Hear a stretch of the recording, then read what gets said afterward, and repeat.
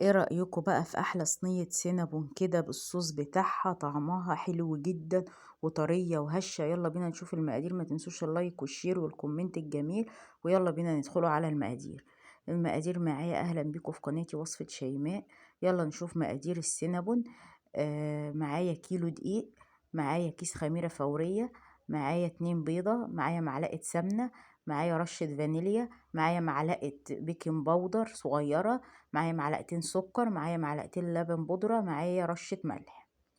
هقول المقادير تاني. كيلو الدقيق بياخد معلقة سمنة، بياخد 2 بيضة، بياخد 2 لبن بودرة، بياخد 2 سكر، بياخد رشة ملح، بياخد كيس خميرة فورية، بياخد معلقة بيكنج باودر، بياخد 2 كوبايتين مية أو لبن.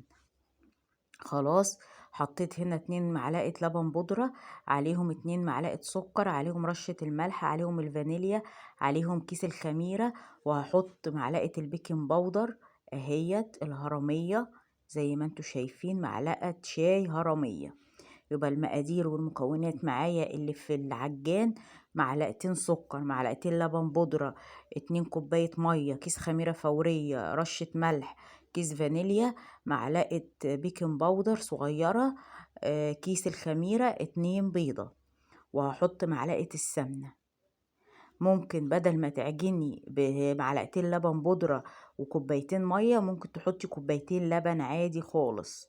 خلاص يا حبايبي، هنقوله تاني المقادير مع بعض. دي مكونات كيلو دقيق. هحط هنا معلقتين خل كده علشان محسن حلو، وكمان عشان ريحة البيض والزفارة. هقول لكم تاني على المقادير. وانا بعجن هنا الاول في العجان بقلب كل المكونات اللي انا حطيتها على بعض. ممكن لو ما عندكيش العجان في طبق بلاستيك عادي، وتنزلي بالمكونات اللي قلت عليها كلها وتقلبي بايدك عادي خالص. وبعد كده بعد ما تقلبيهم حلو والسكر يدوب، تروحي نازله بكيلو الدقيق مره واحده، وتبتدي تعجيني بقى بايدك. وعجين حلو كده. العجينه بتطلع طريه جدا وبتلزق، بس مش بتمسك في الايد. تعالى اقول لكم المقادير تاني. كيلو الدقيق بياخد 2 بيضة، عليهم رشة فانيليا، عليهم معلقتين خل، عليهم معلقة بيكنج باودر صغيرة، عليهم 2 لبن بودرة، 2 سكر، كيس خميرة فورية، اللهم صل على سيدنا محمد، عليهم كوبايتين مية أو كوبايتين لبن. وهبتدي اعجن فيهم حلو جدا. يا رب مكنش نسيت حاجة من المقادير، انا قايلها لكم كذا مرة اهوت يا حبايبي. بصوا العجينة بتلزق ازاي، حتى ملزقة في البولة، بس مش بتمسك في ايدي، مش بتعلم في ايدي. شايفين الحلاوة والطراوة؟ ما شاء الله. حتة عجينة لعجينة السينابون تستاهل بقكم. شايفين البولة نظيفة ازاي؟ بس العجينة بصوا بتلزق زي الملبن. بصوا الملبن في ايدي ملبن. هي كده نجاح العجينة اللي هتطلع معاكم هشة وطرية في اي معجنات تعملوها. هسيبها تخمر عادي خالص، ويلا بينا نعمل صوص السينابون. معايا كوبايتين لبن بودرة، معايا كوباية سكر بودرة. هحط هنا الاول كوبايتين لبن بودرة زي ما انتوا شايفين باي معيار انتوا عايزينه. كوبايتين لبن بودرة، عليهم كوباية سكر بودرة، عليهم كوباية مية بتغلي، عليهم علبة جبنة مثلثات اهيت، ورشة فانيليا.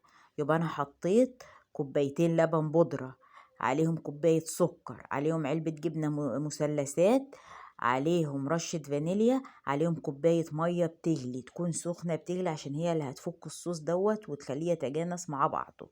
خلاص يا حبايبي، ادي كوباية المية على مرتين، كوباية مية سخنة اهيت، على علبة الجبنة المثلثات، على كوبايتين اللبن البودرة، على كوباية السكر.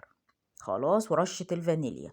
وهضرب الخليط ده كله جامد لغاية لما يتجانس ويتقل مع بعضه، يتجانس كده ويبقى حلو. هنا بقى بضرب الصوص جامد. نزلت كده بمعلقة سمنة بعد ما ضربت الصوص والخليط جامد جدا. معلقة سمنة هرمية كده علشان هي اللي هتربط لي الخليط.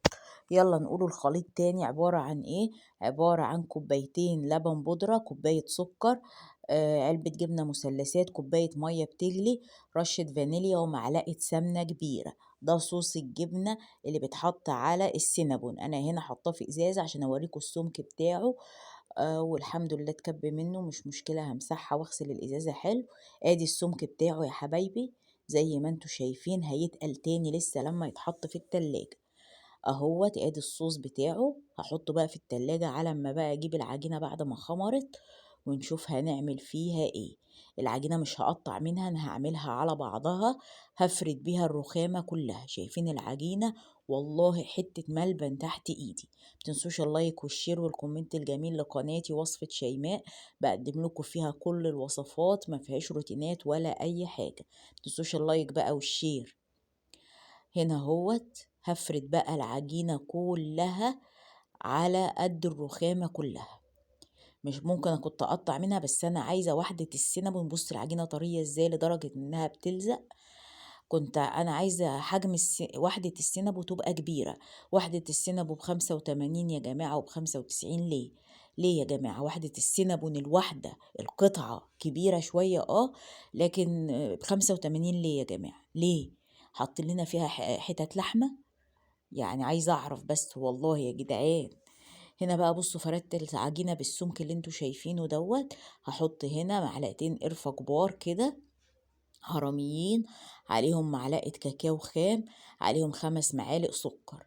يبقى هنا الحجم دوت كيلو الدقيق ده بياخد معلقتين معلقتين قرفة على معلقة كاكاو خام على 5 معالق سكر. بتطلع مظبوطة جدا جدا جدا. يبقى هنا الحشوة بتاعت السينابو معلقتين 2 معلقتين قرفة، معلقة كاكاو خام، 5 معالق سكر. وهجيب هنا نص كوباية سمنة وابتدي ادهنها على العجينة. سمنة بقى زبدة اللي موجودة عندك. هبتدي افرد كده السمنة، انا عاملاه بالسمنة لكن هيبقى انجح وانجح بالزبدة، بس والله مفيش اختلاف عشان العجينة طرية أساسا. هنا فردت السمنة كلها على العجينة زي ما انتوا شايفين. أنا فردة العجينة على بعضها ليه؟ عشان عايزة وحدة السنب وتبقى كبيرة زي ما شفتوها في الأول. خلاص هغرق بقى العجينة دي، مش عايزة ولا قطعة سمنة ولا عجينة باينة من على وش أو من على السطح كده. هغرق كده العجينة بمعلقتين القرفة ومعلقة الكاكاو الخام و5 معالق سكر. اهو كده يا حبايبي. يا رب تكون طريقتي في السينابون عجبتكم وتكون سهلة. مش هقول لكم تكون رخيصة، لا مفيش حاجة رخيصة. الحاجات كلها غالية، بس يعني تعمليها في البيت بنظافة وأرخص من بره. انت هتعملي القطعة الواحدة هتشتريها من بره، الدايرة الواحدة دي ب85 جنيه. يعني شوفي انت عايزة تجيبي، انت عندك 3 ولاد أو 4، عايزة تجيبي 4 في 85 جنيه، شوفي هيعملوا قد ايه. لكن احنا بال85 جنيه دول عملنا للعيلة كلها او اكتر، هنقوله 100 جنيه عملنا للعيله كلها. ولو اني برضو ممكن ما تكونش كلفت ال100 جنيه، انا ما حسبتهاش بصراحه. اهو كده يا حبايبي، الولاد ما خلوش ولا حته منها، ما شاء الله. يعني كلوها وطلبوا تاني. بالهنا والشفا على اللي اكل منها. اهو كده يا حبايبي، هقفل كل السنابوك اللي قدامكم كل العجينه، وهخلي الحته اللي من تحت دي اللي من فوق هنزلها من تحت عشان ما تفتحش معايا. اهو قسمتها على 2 كده عشان اقدر اتحكم فيها واشتغل بيها. اهو رشيت رشة دقيق، وهبتدي اقفل بقى حلو كده اهوت بظبطها زي ما انتوا شايفين. الروتين واضح نفسه او شارح نفسه. هقفل كده وهبتدي بقى اقيس كده على ال3 صوابع واقطع بالسكينة. بص العجينة طرية لدرجة انها مش محتاجة قطعة خيط اقطع بيها. شايفين الجمال والحلاوة يا جماعة؟ ايه الهشاشان والطراوة دي؟ جبت بقى الصينية وابتديت بقى ايه ارص فيها السينابون. هاخد كده ايوه طرف العجينة واروح حاطاه من تحت، واروح ضغط عليه ضغطة بسيطة كده. هاخد طرف العجينة اهوت احطها من تحت واضغط عليها علشان السنبوية ما تفتحش معايا اهي. بضغط عليها ضغطة بسيطة كده عشان هي لسه هتخمر. خلاص يا حبايبي اهو. شايفين الجمال والحلاوة؟ ما شاء الله. اهو كده هضغط حتة كده، هاخدها واقفل عليها من تحت واروح ضغطة بسيطة. متنسوش اللايك والشير والكومنت الجميل لقناتي وصفة شيماء.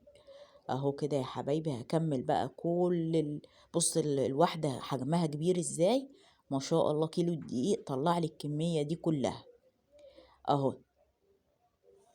وفي كمان في الصينية التانية الولاد والله يا جماعة ما خلوش ولا واحدة. هنا بقى سويت على نار عالية كده. السينابون او المعجنات عموما بتحتاج نار عالية. وبعد كده اول ما طلعت من الفرن طلعتها وغطيت عليها، وادي رشيت عليها الصوص. متأسفة نسيت ايه اصور واحدة وانا مطلعاها، الولاد كانوا مسربعيني. وادي شكل السينابو بتاعي. يا رب يعجبكم، مستنية اللايك والشير والكومنت الجميل، واقول لكم باي باي في رعاية الله.